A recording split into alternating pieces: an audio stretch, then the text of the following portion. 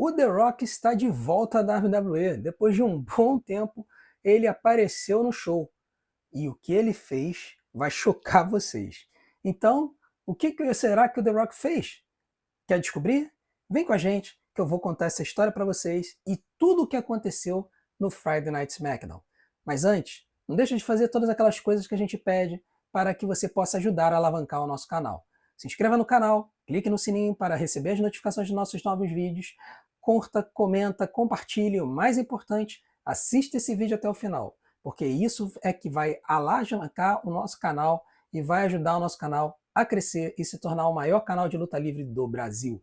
Então, vem comigo, porque nós vamos agora falar sobre o Friday Night SmackDown de 21 de fevereiro de 2025. Fala galera, tudo beleza? Meu nome é André, eu sou fã de luta livre há mais de 30 anos. E de vez em quando a WWE faz umas coisas com a gente que acaba surpreendendo a gente e deixa a gente assim, o que eles estão aprontando? São fatores surpresa que às vezes acontecem num show e com certeza o show dessa sexta-feira foi um desses shows. E eu não estou falando sobre o que aconteceu no main event, que eu vou comentar logo depois, mas sim o que o The Rock aprontou quando ele veio ao show. Mas isso é um papo para daqui a pouco, porque agora nós vamos fazer um recap do Friday Night SmackDown. Para começar, o show ele já começou meio diferentão, porque ele, em vez de começar com uma promo, né, começar com uma entrevista no ringue, ele começou com uma luta entre o Drew McIntyre e o Jimmy Uso. A prática de começar um show com luta é bem característica do Triple H, mas ele havia meio que abandonado um pouco isso há algum tempo e estava voltando ao padrão tradicional do Vince McMahon, que era de começar o show com uma entrevista. Mas hoje ele surpreendeu, botou essa luta, e foi uma luta bem interessante. Né? Foi uma luta em que o Drew McIntyre começou dominando a luta, mas o Jimmy acabou se voltando na luta. A luta ela foi para o lado de fora, teve um momento que o Drew McIntyre ele deu um Alabama Slam invertido no Jimmy Uso, com o Jimmy Uso batendo de cara no degrau de acesso ao ringue, aquele degrau de metal, né? Então foi bem sinistro aquilo, porque faz muito barulho, né? Apesar de que eles dão um jeito de ensinar aquilo. E a luta ela foi se desenvolvendo para o final e o Drew parecia estar dominando a luta, quando na verdade o Jimmy Uso, ele, no momento que o Drew foi dar outro Alabama Slam invertido dentro do ringue, o Jimmy ele rolou por baixo do Drew McIntyre, segurou as pernas e conseguiu fazer o encostamento, o pinfall, surpreendendo e vencendo a luta assim, de uma forma completamente surpreendente. E isso acabou fazendo com que o Drew se irritasse e ele começasse a atacar o Jimmy Uso. Né? Primeiro, os oficiais conseguiram tirar o Drew McIntyre de perto do Jimmy Uso, mas depois ele foi para cima, deu um Claymore e botou o Jimmy Uso para baixo. Isso significa que está apontando de repente para uma desavença entre os dois na direção da WrestleMania? Não sei, pode ser. Mas o fato é que estava tudo apontando para que o Drew ele enfrentasse no WrestleMania o Damian Priest. Mas com toda a confusão que aconteceu no Royal Rumble, as coisas parecem estar meio fluídas. Então a gente está vendo algumas histórias novas que estão surgindo e a gente não sabe aonde isso vai desembocar. Depois da luta do Drew McIntyre com o Jimmy Uso, nós vimos a chegada do Solo Sikoa na arena. E ele chega no carro dele e tudo mais, ele vai, e quando ele entra na arena, ele encontra o Jacob Fatu e o Tama Tonga. E ali eles vão fazer uma referência ao que aconteceu na semana passada, quando o Solo Sikoa ele acertou o Tama Tonga sem querer, e na confusão no final da luta, lá no main event. E o Jacob Fatu, ele, numa atitude bem afrontosa, ele diz, olha, se você tivesse atacado o Tama Tonga de propósito, você não estaria de pé hoje. Então a gente começa a ver cada vez mais uma faísca entre o Solo Sikoa e o Jacob, com o Jacob falando que enquanto o Solo Sikoa estava fora, ele comandou as coisas ali no Friday Night SmackDown. Então a gente vê uma rixa ali entre os dois, onde o Jacob claramente não suporta o Solo, mas o Solo falando, olha, é por isso que eu gosto de você, não sei o que tal. Então, o fato é que o Solo fala, olha, a gente precisa trabalhar junto hoje. Por quê? Porque o main event do show seria uma luta de duplas entre o Damian Priest e o Braun Strowman contra o Solo Sikoa e o Jacob Fatu. Então, o Solo Sikoa e o Jacob Fatu teriam que trabalhar bem em conjunto. Isso vai ser a tônica do que vai acontecer no final, no main event. Então, foi interessante essa introdução para ver o que poderia dar de errado nessa história aí. E depois disso, o show ele apresenta uma situaçãozinha ali nos bastidores, onde o Carmelo Reis ele encontra o R-Truth, e aí o R-Truth ele fala pro Carmelo Reis que ele marcou uma luta de duplas, né? E aí ele usa o termo him, né? Porque o Carmelo Reis ele fala que ele é ele, né? I am him. E aí o Arthur fica fazendo confusão com essa história, né? Ele fala, ó, him, quem fez a luta de duplas, marcou a luta de duplas e tal. E aí o Arthur fala, him. E aí o Carmelo Reis fala, não, olha só, para com essa história, você não pode ficar falando de mim, I am him. Então fica ali um trocadilho em inglês que se perde na tradução, né? Então só se você assistir o show em inglês que você consegue entender essa troca entre os dois. E aí, só que o Arthur fala, não, foi ele. E aí quando ele aponta para ele, o Carmelo Reis, ele descobre que foi o Demis que marcou a luta, porque o Demis ele tá querendo fazer uma dupla com o Carmelo Reis, utilizando a frase de efeito do Carmelo Reis, que ele não erra, e novamente um trocadilho em inglês, a Melo don't miss, né, o Melo não erra, e o Demis está querendo fazer uma nova dupla chamando de Melo don't miss, né, e aí trocando miss de errar pelo nome dele, Demis. E o Carmelo Reis não está querendo nada disso, né, não está querendo fazer essa dupla, né.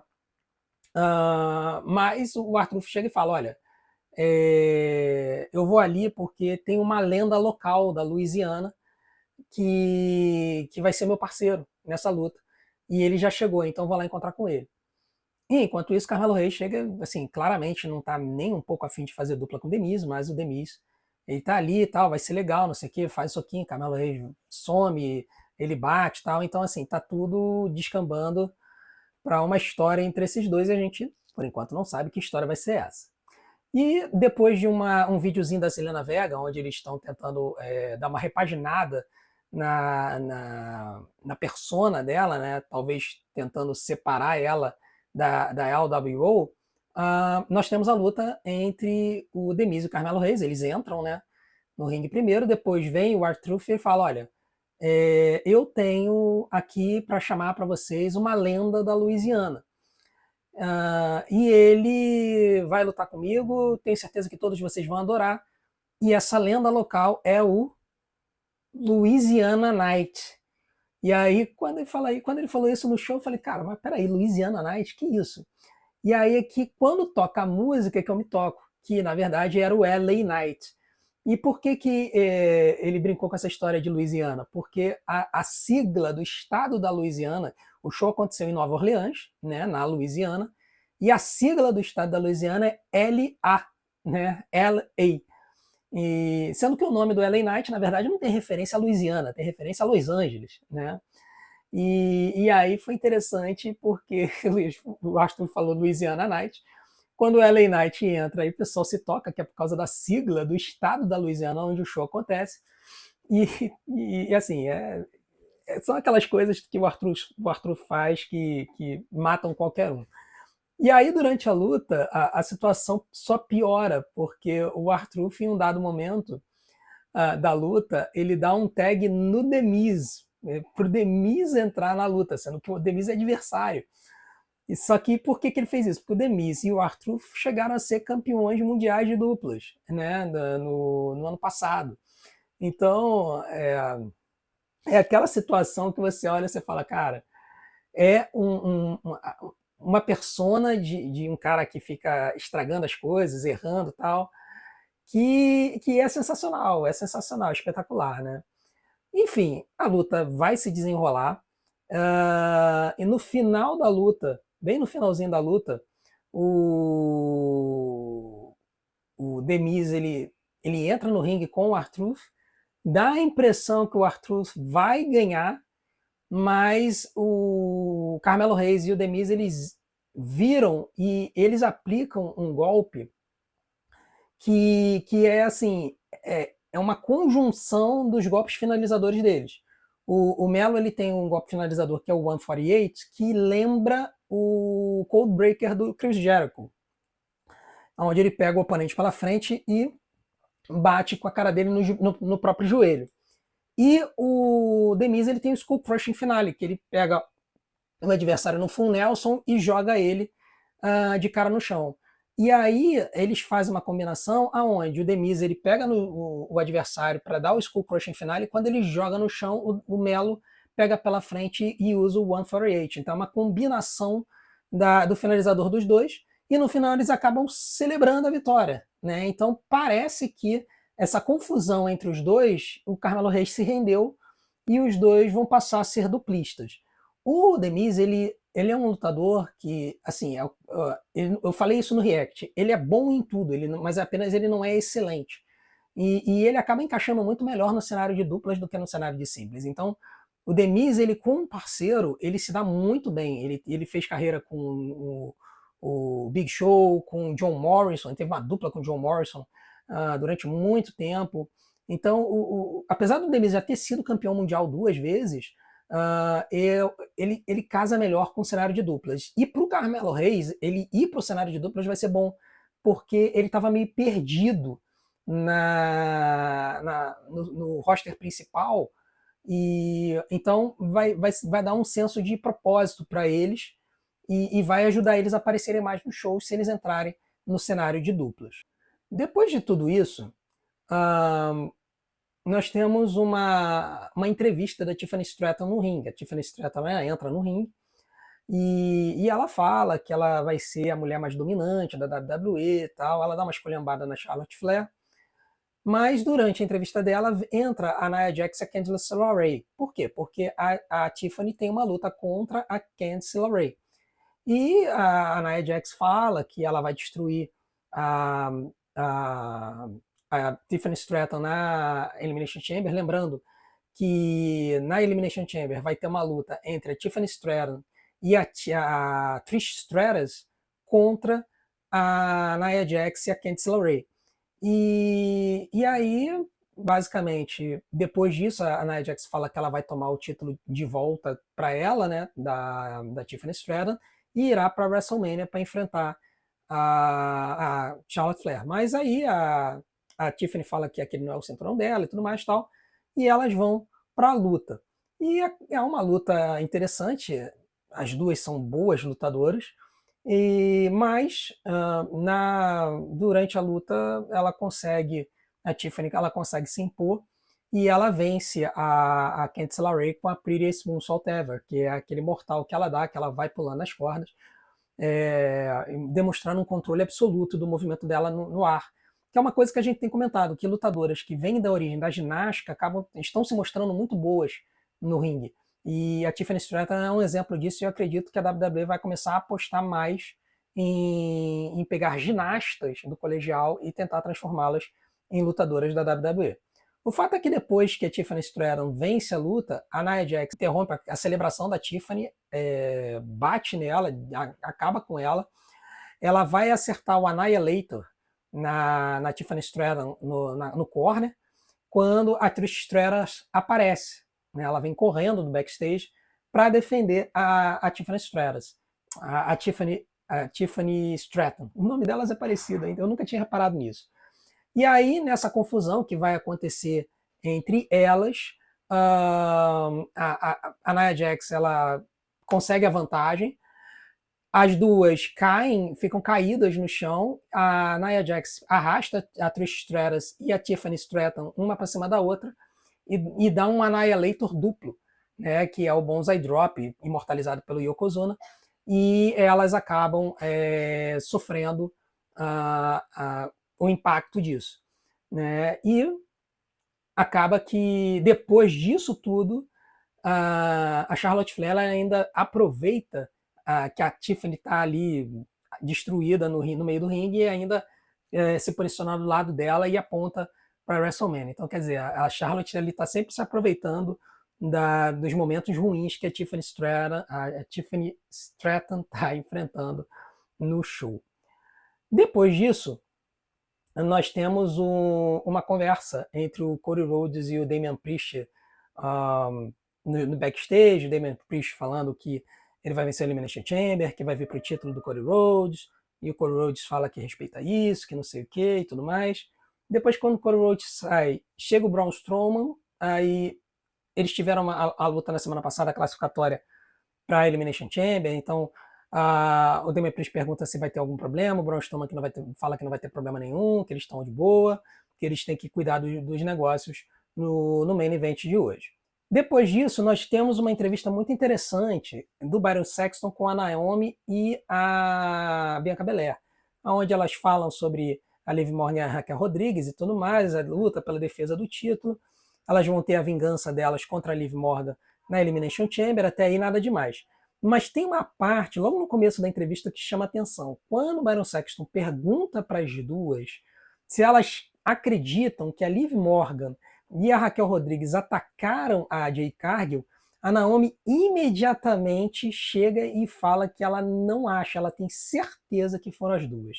E aí pode ser que seja eu tentando enxergar muito além da curva, muito além do horizonte. Mas chamou a atenção o fato da Naomi imediatamente ter entrado para dar essa certeza. E isso é típico de alguém que está querendo esconder o jogo. Pelo menos no passado da WWE eles costumam fazer isso. Então, assim, novamente, a impressão que me passa é que a WWE está mantendo duas opções em aberto.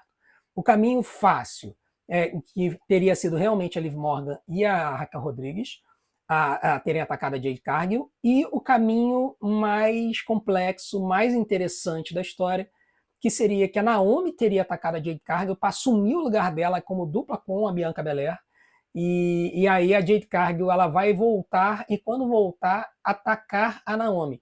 E isso pode acontecer na própria Elimination Chamber. Isso pode acabar acontecendo na própria Elimination Chamber.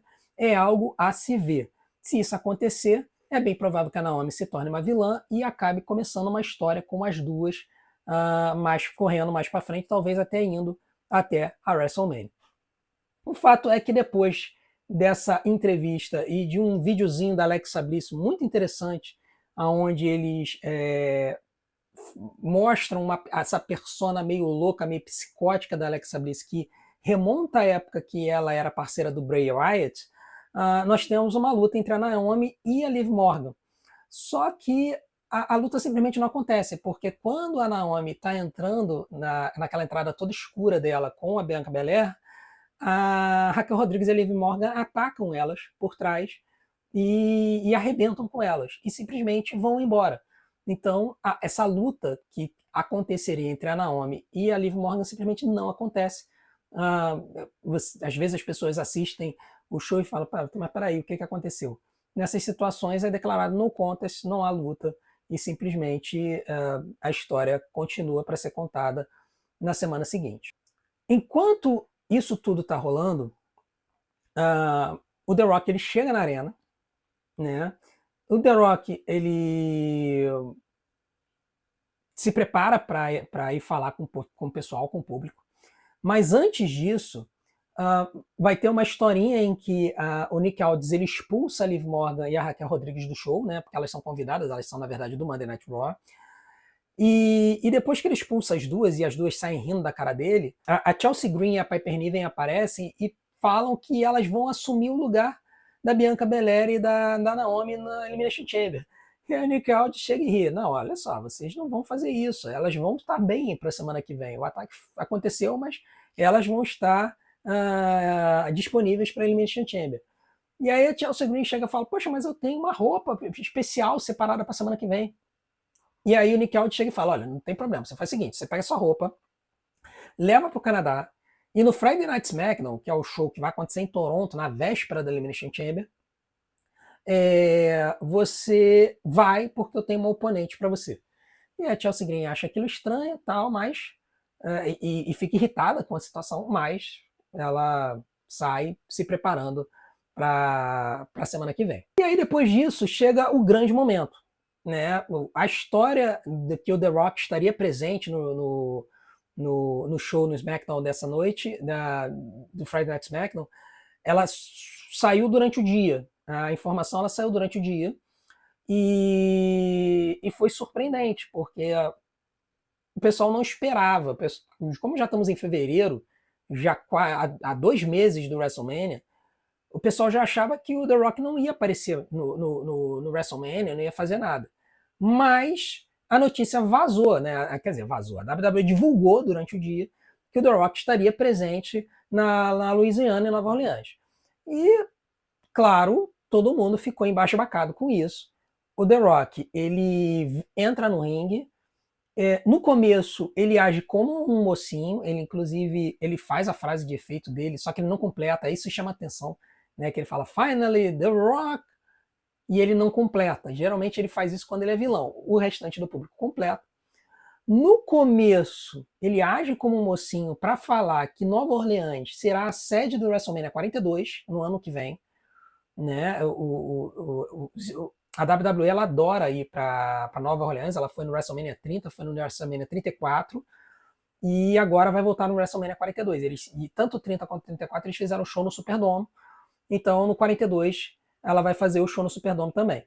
E até aí tudo normal, tudo beleza, tudo tranquilo. O que vai acontecer é que depois disso o The Rock começa a espizinhar nos fãs e aí ele se mostra como sendo o vilão que ele sempre foi, quer dizer, que ele foi no ano passado. E ele chama o Cody Rhodes porque ele quer falar diretamente com o Cody Rhodes, ele quer falar um negócio com o Cody Rhodes. O Cody Rhodes entra no ringue, fica parado, só ouvindo o que o The Rock tem a dizer. E o The Rock, ele leva um tempão para poder chegar no ponto dele, ele fica esticando a corda, ele tem mania de fazer isso. E aí ele basicamente, ele oferece pro Cody Rhodes ser o campeão do The Rock. E isso chama muita atenção, porque o The Rock em nenhum momento ele explica o que seria ser campeão do The Rock, mas ele fala, olha, eu sou o membro do conselho, diretor do conselho da TKO, que é a empresa que é dona da WWE, eu sou basicamente o seu chefe, mas eu quero fazer com que você suba de patamar. Você já é o campeão da WWE, você está aqui, eu estou aqui, porque ele fala assim, pô, você, Cody Rhodes, tem alguns milhões de fãs, seguidores nas mídias sociais, pois é, eu tenho 500 milhões. E eu quero fazer com que você chegue nesse patamar. Então, quer dizer, eu tô aqui, eu quero que você chegue aqui. E então ele oferece os serviços dele, basicamente, para que o Cody Rhodes seja o campeão do The Rock. E o que isso significa? Isso é estranho, mas para quem conhece a história da WWE, sabe que a WWE ela tem uma tendência de ter uma figura de autoridade que tenta construir e criar o seu campeão, para chamar de seu. Isso aconteceu lá na década de 90, com o Vince McMahon, que ele tentou fazer do Stone Cold Steve Austin o seu campeão. Como Stone Cold ele se rebelou, o Vince McMahon fez do The Rock o seu campeão, e isso foi no finalzinho de 98, e aí do finalzinho de 98 até o meio de 99, o The Rock era considerado o campeão da corporação, o Vince McMahon era líder da corporação, e o The Rock ele foi considerado o campeão da corporação.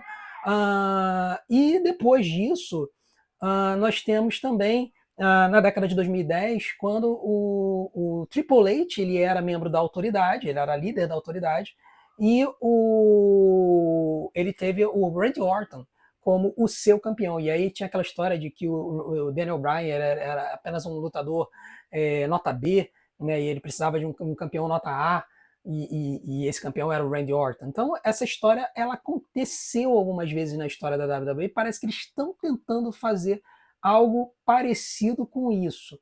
E é claro que isso denota, se você vai ser o campeão do The Rock e o The Rock é um vilão, isso significa que o The Rock está falando para o Cody Rhodes que o Cody Rhodes tem que ser um vilão, tem que se tornar um vilão para se alinhar com os desejos do The Rock. E ele fala para o Cody Rhodes que ele espera uma resposta no Elimination Chamber.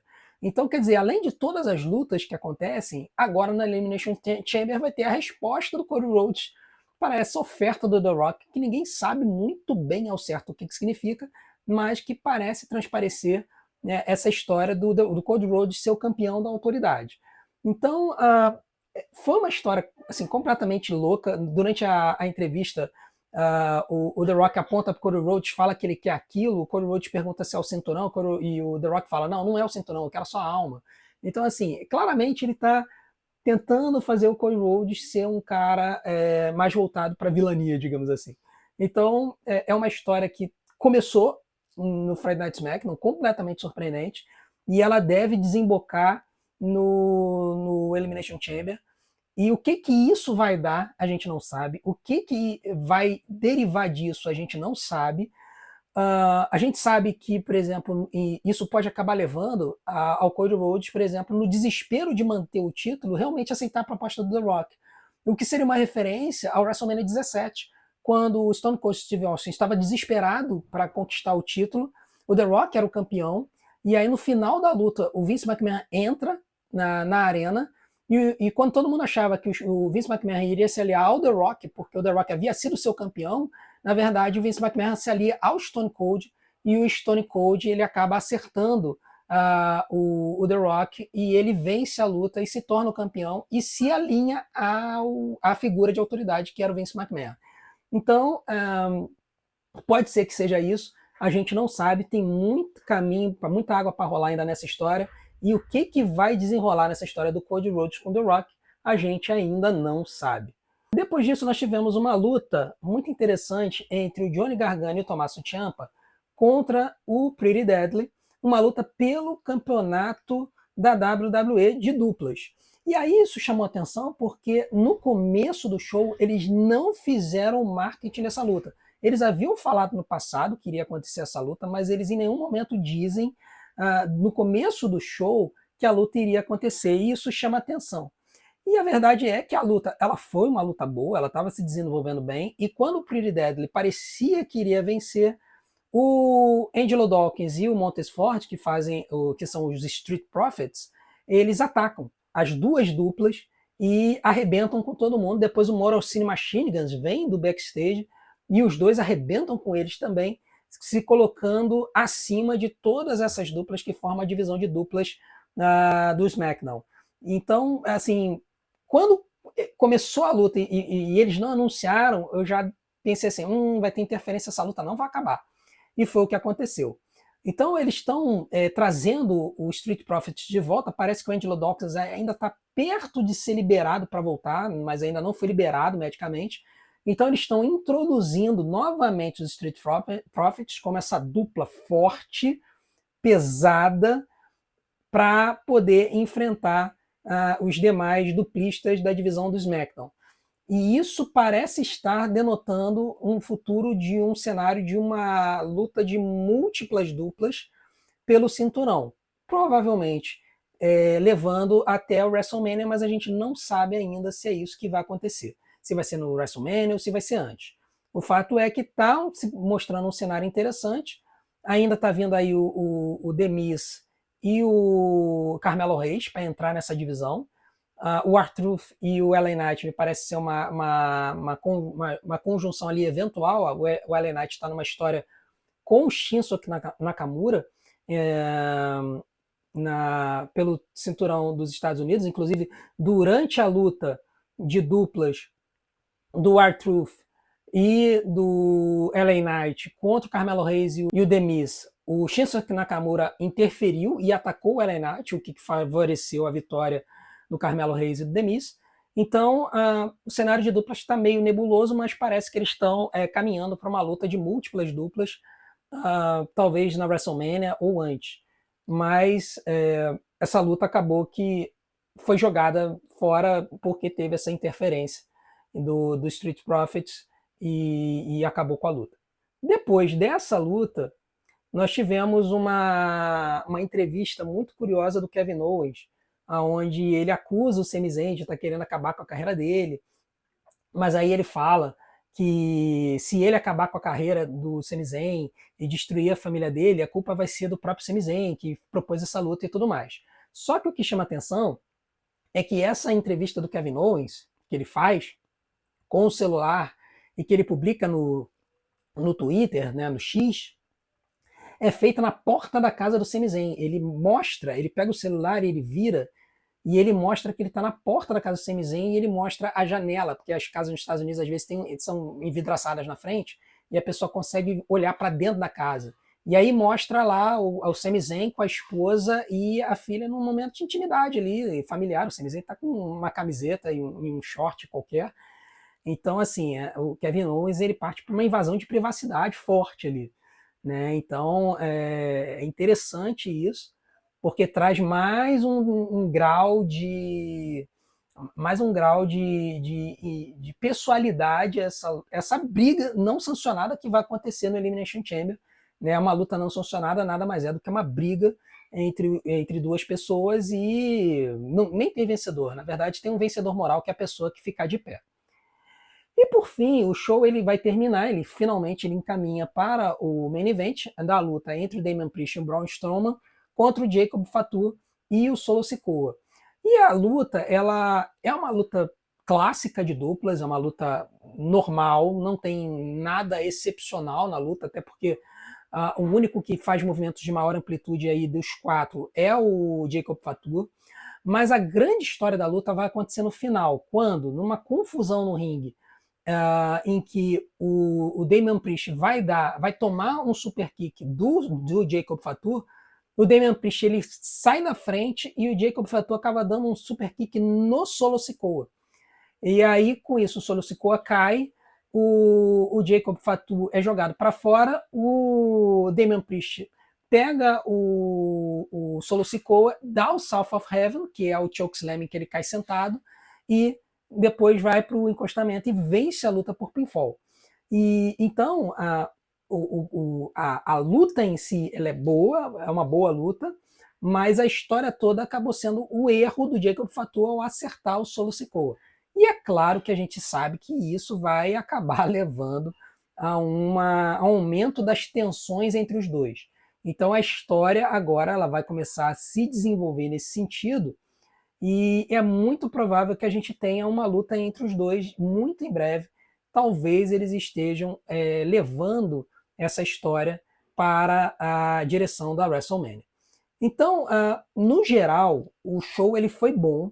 Ele avançou com várias histórias interessantes. Ele avançou com a história do Jacob Fatu e do Solo Sikoa. Ele avançou com a história da Bianca Belair e da Naomi, com a Liv Morgan e a Raquel Rodrigues. Ele criou algumas histórias novas, como, por exemplo, essa historinha do Drew McIntyre com o time Uso.